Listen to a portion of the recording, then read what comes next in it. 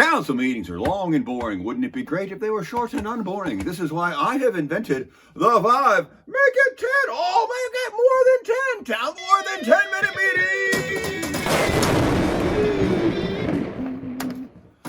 Alrighty, Ashland City Council meeting of April 7th. The mayor here says a proclamation. Arbor Day is whereas. Trees are important. A source of joy. I proclaim the first week of April as Arbor Week. Oh, and whereas, free press is important. April 12th to 18th is Indie Media Week, and there is an event at Pioneer Hall, April 18th in the afternoon. I think it's from 1 until 8. Yeah, they got like music late or something like that. A consent agenda. Item A was approved, and item B was pulled. I think it goes up. We'll pull item B for later. They did that. And then the public forum. Let's see. Public forum. The former mayor, she came up and said the First Amendment protects that guy you threw out for calling the chief a fascist. Calling people fascist is a constitutional right. And, you are being fascist by not allowing the word fascist. And then the former naked counselor, he says, here's a model I built of a 66-unit, 5-story bridge housing building to build right next to the 2200 Ashland Street homeless building, and I hate triangles. And then a lady with sticks in her hair said, our mayor said that we can only jazz hands if we agree. No disagree hands. I will do thumbs down in meetings, and let's see if I'm arrested. Spoiler, she was not arrested. And then the old Asante doctor said, he said, tomorrow at the library at 6:30, we're going to be holding a town hall about the hospital. I think they're going to try to create a health district, I think so. And then the glasses lady said, I'm electrosensitive, and studies are covered up by the 5G telecom industry. And mustache and glasses said, the gift of City Hall from the Hellman family should be honored. Stop trying to sell City Hall. This is our town hall. And then the mayor was piped in afterwards and said, FYI, public speakers are very scared to speak, and Happy Hands support them and tells council how the audience feels. Any hands that are not happy, aka disagreeing hands, are mean and scary, and therefore they don't tell the council how the audience feels. And I never said thumbs down was illegal, by the way. I just said it wasn't appropriate. Looks like somebody has been practicing for their testimony at the upcoming lawsuit. And then the national gas contract. City Attorney Johan Piatella, he brought this out and he says, hey, the old franchise agreement with Avista Gas is up. So you can do a new franchise agreement or switch to an ordinance. And this guy goes, oh yeah, so what's the difference again? Real quick difference. And then this one said Mayor, this was Sabrina, our city manager, Sabrina Cotta says, this something, word salad, didn't even make sense. And so this guy goes, that didn't make sense. And he was right. And this one says, these papers you gave us, they aren't what we talked about in November. You're showing us an omnibus agreement. And then the mayor goes, it's question time. You have a question? And he goes, no.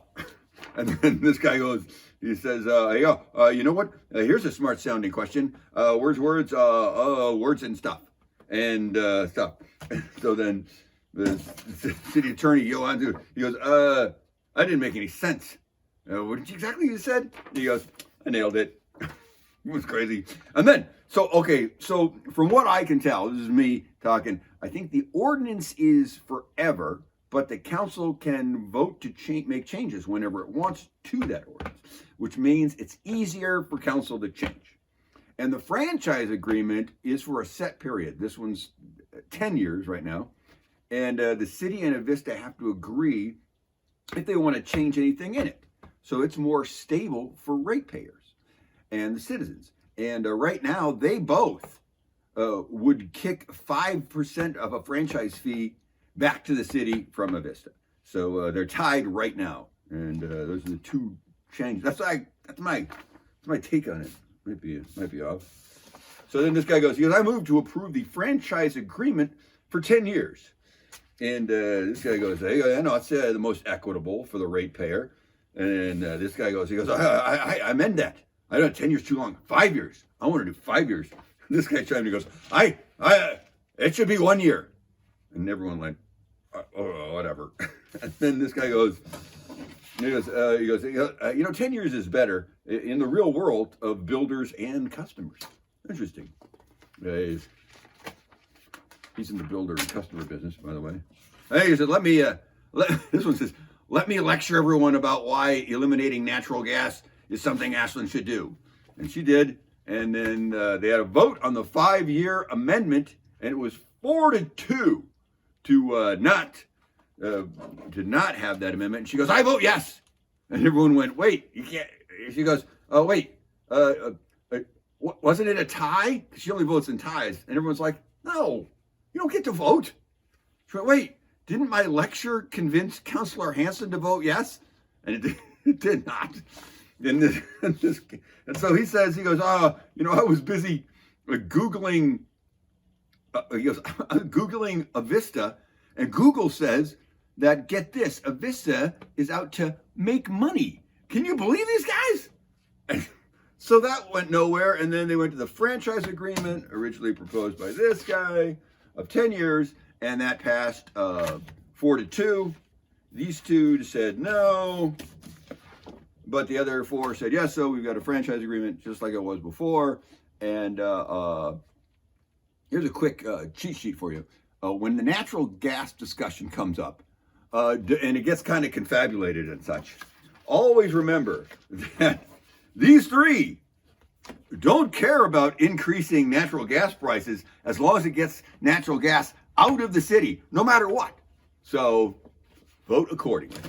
And then City Hall repairs. Info update. This is an info update, and this is Jordan Rooklin, our assistant city manager, said repairing that rafter will cost $5,700, so we're going to do that. And they're like, great. And then this guy goes, hey, when the rafter is repaired and there's a little electrical repair, can we just go back into the City Hall? Oh, no. Side-eye Sabrina Cotta, city manager, goes, the roof leaks, so we still can't get in there. We can't. The roof leaks. And this one said, we should wait until there's a master plan. Wait.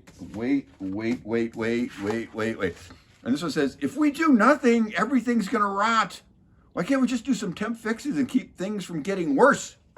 And Side-eye Sabrina Cotta, that building is unsafe for staff. Asbestos. The roof is actually unfixable.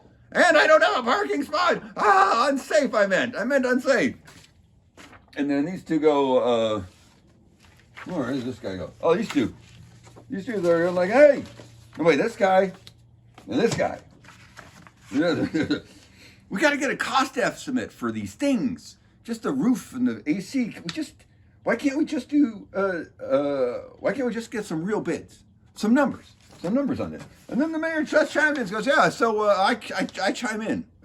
Direction to staff to get us real estimates or bids, for the roof repair and the HVAC. So that's going to happen. And then the winter shelter wrap up, the Aura guy, Dan, he said they only had to kick 8 people out in the cold weather shelter all winter long. So, and 25 of the 32 full-time winter beds that are at that shelter, they have been there for months and months this year. They actually moved to, they are in the congregate shelter, and they moved into the Aura facilities later. That's better for stuff. And then this guy goes, are there any future ideas?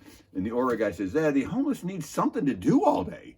That's our next thing. Let's figure something out. He said 75% of the unhoused are actually employable.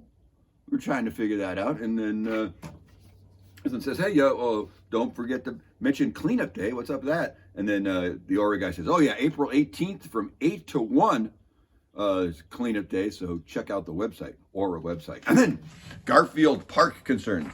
Side-eye Sabrina Cotta, city manager, says, we got lots of complaints about Garfield Park recently. We've got unmarked cops there now, and there's some storage issues for sure. And then this one goes, he goes, hey, what can we do for the next 3 months just to make the park safer while we create a long-term solution? And this one says, she goes, we can have people stay on the night lawn 24/7 for the next 3 months. I think that's an idea. And then the public forum just for this Garfield Park issue. There's a long hair and beard guy says, I lived next to Garfield Park for 10 years and I've called different city offices many times and no one at the city knows what to do or who to call. That's tracks. And former ponytail homeless advocate, she says, I have storage solutions. And the night lawn should be open at 4:30 so the homeless can leave Garfield Park when school gets out. That's pretty good. And then bald cap lady says, I lived here before the park existed. The last 2 years has been way worse. And then the tall guy says, I'm here for the kids and the elderly who are afraid to use the park. We need to make it family friendly again. And then glasses lady said, the night lawn is unsafe for ladies. And a redheaded lady said, this isn't a new issue. You need to make staff come back with all the potential other locations in town for the night lawn. And then brown shirt said, I live next to the park and I shouldn't have to hide in my own home. And then checked shirt guy said, forget 4:30 on school days, let homeless back to the night lawn at 3 so that when the kids get out of school, homeless are already gone from Garfield Park. And then there's still Garfield parking here. This one goes, I'm for letting the homeless stay at the night lawn until 9 a.m. and then they can get back at 3 o'clock. And then this guy goes, she goes, which guy is this? Oh, this guy here. He says, heck, 9 o'clock, let them stay till 10. That was all agreed. And then this one says, how long are we gonna have things like this? And this guy says, hopefully June, based on I don't know what. And then the deputy police chief was called in, Dan Mullen, he's standing in the back. And, she goes, hey, chief, come help me out here. And he comes up and he says, well, right now, 7 a.m. is when they have to get off the night lawn. And they usually end up off the lawn by 9:30 or 10. Is when they actually get off the lawn. So consider that. And this guy is like, I'm not having it. He goes, well, you guys got to figure that out. Say 10 and then make sure it's 10. Well, it seemed all right to me. And then Sabrina Cotta goes, we can actually implement this by Monday. Oh, well, look at that. Look at them go. And it says, let's have a special meeting next Tuesday to only talk about this issue because we didn't get through all our stuff in this issue, this Garfield Park issue. It's a hot button issue. And she says, this mayor goes, I don't know, Tuesday's apparently not working. Maybe Monday or Wednesday evening. That's TBD. So stay tuned for that. And then the city manager's report. Oh, side-eye Sabrina Cotta said, let's say, the community center is actually open from 1 to 4. I think that's what she said. So we could visit city staff while they're working in there. I don't know if that's what that meant, but this one chimed in real quick and said, hey, let's not forget the that item from the consent agenda we moved to the end here. And that item moved was that the city manager was going to submit the Clay Street cottonwood tree, that tree they want to tear down and sell that property, as a state of Oregon heritage tree. And he says, so making the Tree of Hope heritage tree will help save the tree. Let's do that. And this guy says, he goes, it's fine, but I'll save the tree, I guess. But this will restrict housing. And this is why there isn't enough housing in town. We need to kill more trees. All right. This guy says the heritage designation won't save the tree. It's just performative. Oh yeah. Oh, yeah. Big heart, that guy. And this is just signaling that we understand the tree's important, not actually saving the tree. Just so everyone knows, we're not actually saving the tree. This is just performative. Oh, was a longer way to say what the other guy said. And then this one goes, I think houses are more important than trees. Always. Well, all right. All houses, all trees. She doesn't care. And so the motion passed 4-2 to make the designation of a heritage tree of that. These two, kill the trees. That's these guys. And so passed. Sure, it's a symbolic thing, and anyone who buys this lot can file a bunch of paperwork, be patient, and still cut down this completely healthy 200-year-old tree. But that's what happened, and that's the end of the meeting.